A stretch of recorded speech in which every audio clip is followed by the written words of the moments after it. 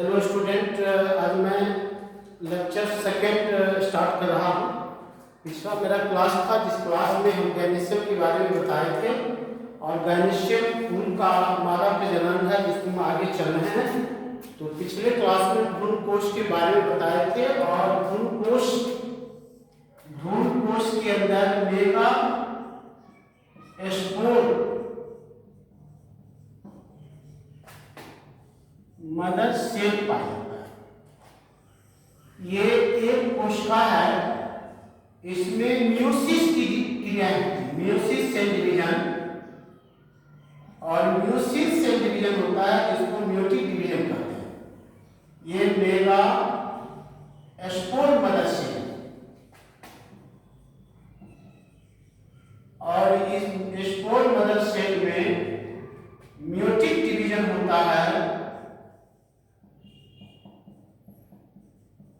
जिससे 4 सेल का निर्माण होता है।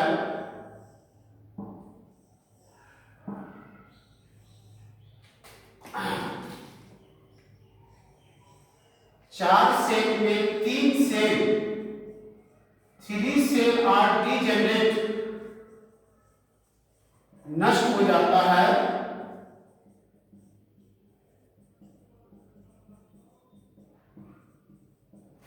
और एक सेल, इस सेल में बचे सेल में 3 बार समसूत्री कोशिका विभाजन होता है।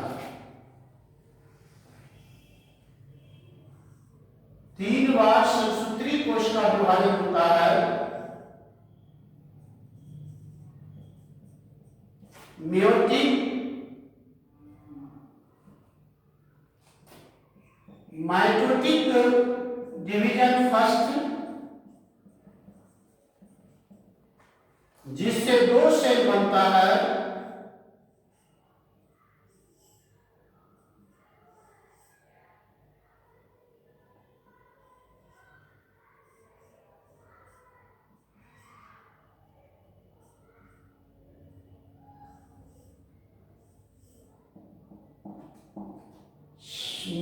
माइटोटिक डिवीजन फर्स्ट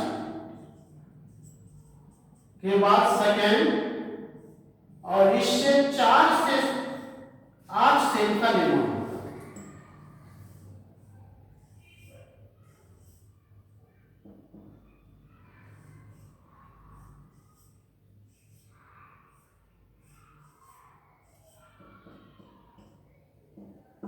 आठ सेल का निर्माण होता है जो भ्रूण कोश में ऊपर और नीचे 4 की संख्या में अवस्थित हो जाता है। परंतु हमारे भारतीय वैज्ञानिक पी महेश्वरी ने खोज किया कि चालाजा और माइक्रोपाइप की ओर से एक कोशिका भ्रूण कोश के मध्य में चला जाता है, जिससे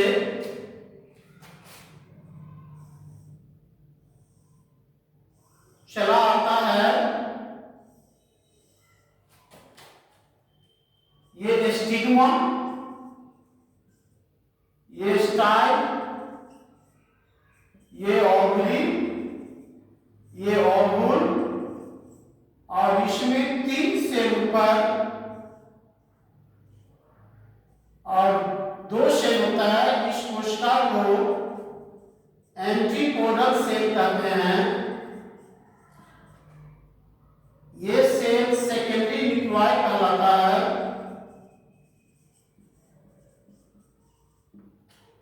और ये एक कहलाता है और 2 छोटा कोशिका सिनर्जी सेल कहलाता है।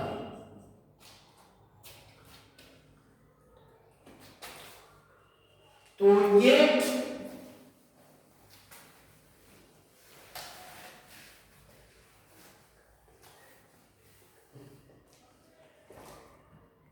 भ्रूण कोश में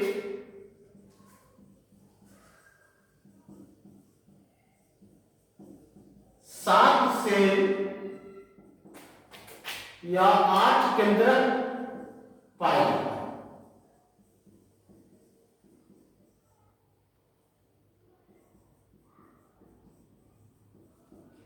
इसे 3 भागों में बांटा गया है। पहला एंटीपोडल सेल, जो हम पिछले क्लास में भी बताए थे, एंटी प्रतिमुख कोशिका।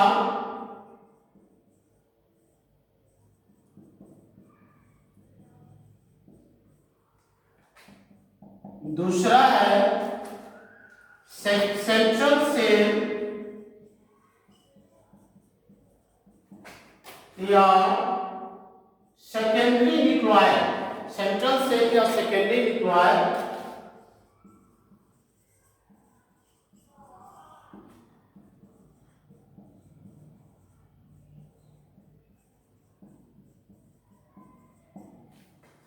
और तीसरा है एक एपरेटस,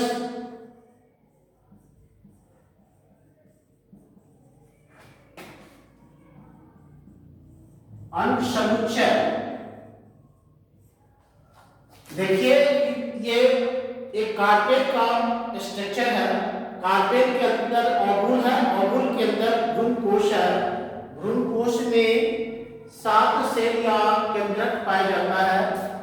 ये चलादा की ओर 3 कोशिकाओं को समूह को एंटीपोडल सेल कहते हैं। मध्य में एक कोशिका पाया जाता है जिसको सेकेंडरी न्यूक्लियर कहते हैं, और नीचे 3 कोशिकाओं का समूह होता है जो एक एपरेटस कहलाता है। इसमें एक ऊपर में एक बड़ी कोशिका जो अंडा कहलाता है, और 2 सहायक कोशिका जिसे सिनर्जीड सेल कहते हैं। तो हम चूंकि लॉकडाउन में क्लास बंद था, इसलिए हम लड़कों को, स्टूडेंट को चाहते हैं कि क्लास की तरह उसकी पढ़ाई हो। लेक्चर कॉलेज की तरह पढ़ाई में बोलकर खत्म कर देता। हमने इसको बोर्ड पर भी लिख रहे हैं, और लड़कों से अनुरोध है कि ये कॉपी में उतार लें और कॉपी में उतार के उसको पढ़ें। जब तक हमारा ऑफ क्लास नहीं शुरू होगा तब तक हम इसी को आगे बढ़ाते हुए क्लास को हम दें आपके चैनल, अपने चैनल के माध्यम से, यूट्यूब चैनल के माध्यम से आपको दें। तो पहला है एंटीपोडल सेल।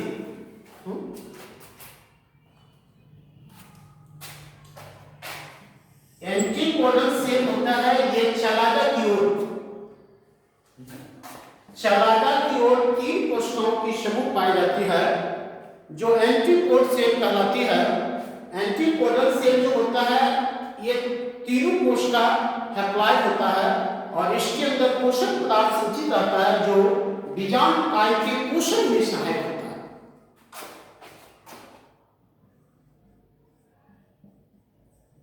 भ्रूणकोश में चलादा की ओर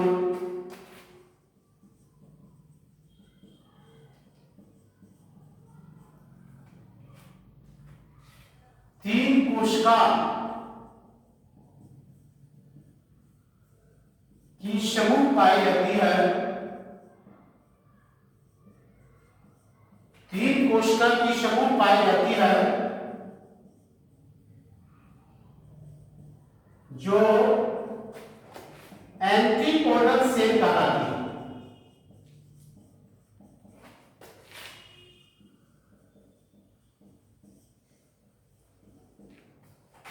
ये सभी कोशिका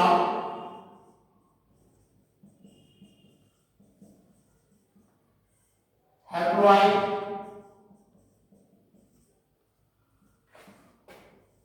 और गुणित होता है।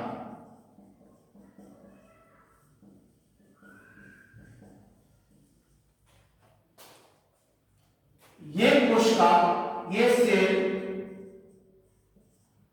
पोषक पदार्थ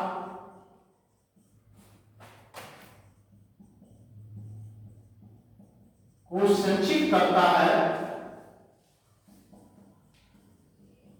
जो बीजाणु काय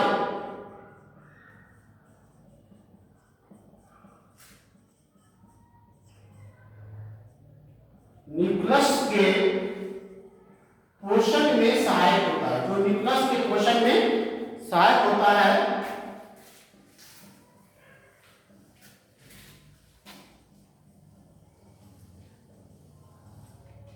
क्वेश्चन में ये एंट्री कोरल सेल कभी भी पार्टनर होता है, पार्थेनोजेनेसिस होता है, एपोनेक्सिन होता है, स्पेशल टाइप ऑफ रिप्रोडक्शन में ये कोशिका भी एक नई संस्कृति का निर्माण करता है, जो मैं क्लास पढ़ाऊंगा, आगे का क्लास में पढ़ाऊंगा, आगे का क्लास पढ़ाऊंगा। एपोनेक्सिस में ये किस तरह का होता है, पार्थेनोजेनेसिस क्रियाएं होती है, पौधों में कैसे बनता है, ये स्पेशल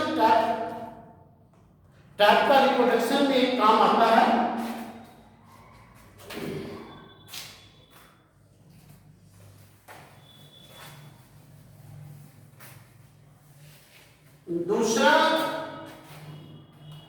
दूसरा सेल है सेंट्रल सेल या सेकेंडरी न्यूक्लियाई।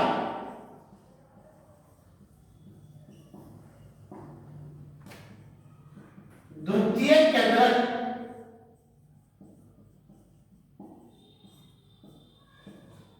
भ्रूण कोश के मध्य में दो ध्रुव कोशिका से बनी रचना पाई जाती है, जो द्वितीय केंद्रक कहलाती है, और यह दो पोलर न्यूक्लियाई से बनता है और प्रत्येक पोलर न्यूक्लियाई ऑर्गेनिक हैप्लॉइड होता है। इसलिए भ्रूण कोश की यह कोशिका डिप्लॉइड होता है और यह कोशिका पुष्पीय पौधों में द्वितीय निषेचन में भाग लेकर भ्रूण कोश का निर्माण करता है। भ्रूण कोश के मध्य में दो पोलर ध्रुव केंद्रक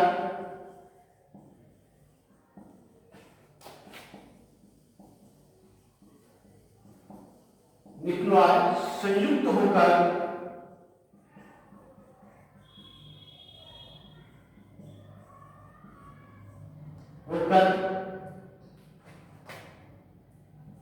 द्वितीय केंद्रक का निर्माण।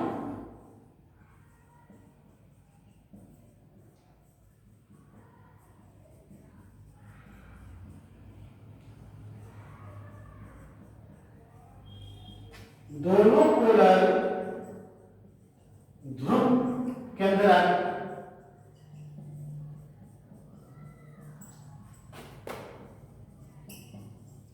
न्यूक्लियाई हैप्लॉइड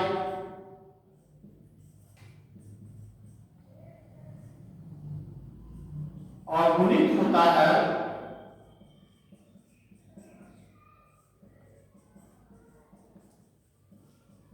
इसलिए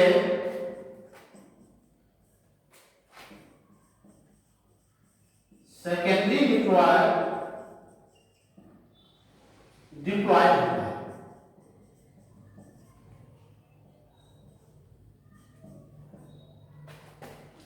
द्विगुणित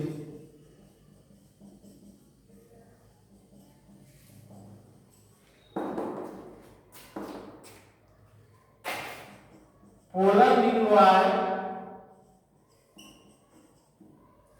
plus polar nuclei haploid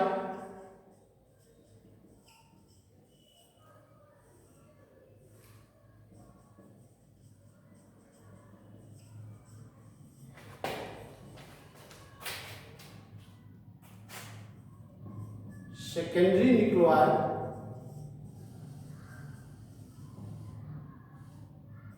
diploid होता है।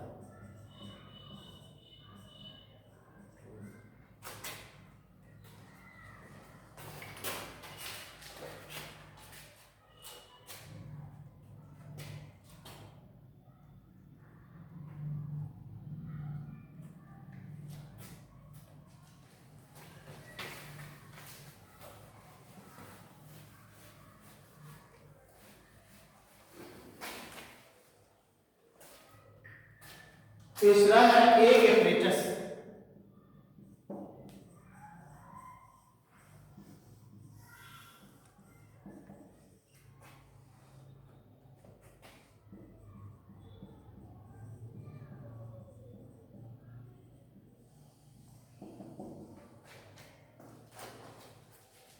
अंडर के माइक्रोपाइल की ओर तीन कोशिका की समूह पाया जाता है, जिसको वैज्ञानिक नाम दिया अंडसमुच्चय। और इसमें एक ऊपर में बड़ी कोशिका होता है जो अंडा कहलाता है, ये पुष्पीय पौधों का मादा युग्मक है। और नीचे दो छोटी कोशिका पाई जाती है जो सहायक या सिनर्जी से कहलाती है। और यह कोशिका पराग नली को, यह कोशिका एक प्रकार के रासायनिक पदार्थ स्रावित करता है जो पराग नली को अपनी ओर आकर्षित करता है। तो एक एपरेटस है बीजांड द्वार,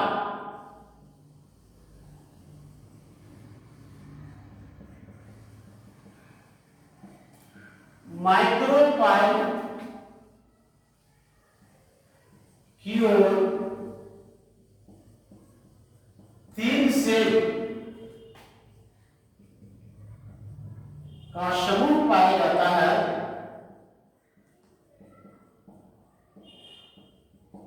जो एक एपरेटस कहलाता है।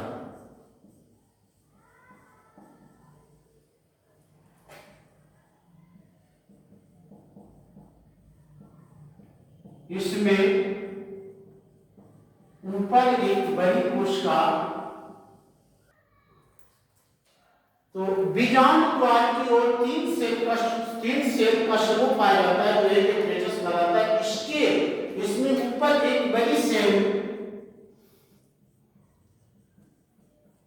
पाया जाता है जो एक अंडा है।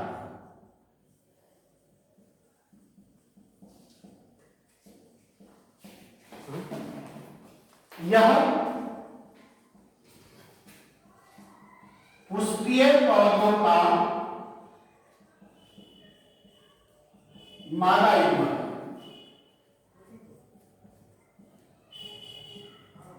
Female unit.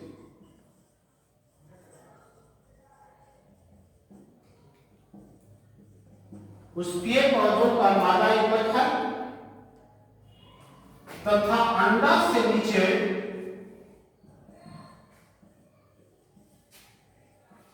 दो छोटी कोशिका पाई जाती है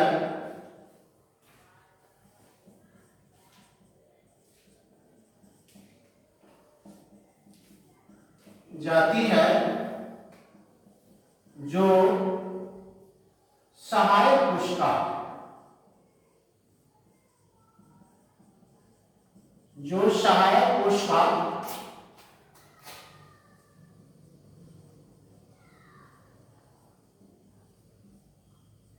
सेल कहलाती है।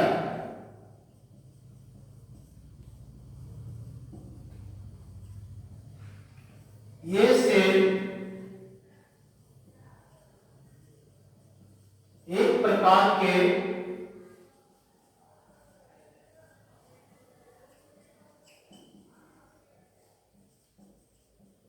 पदार्थ स्रावित सिक्रेशन करती है। यह सेल एक प्रकार के रासायनिक पदार्थ स्रावित करती है जो पराग नली को पोलन ट्यूब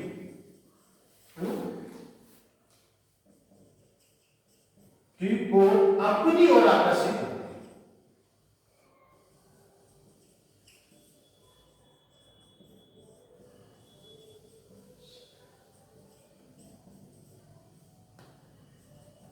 करती है। तो ये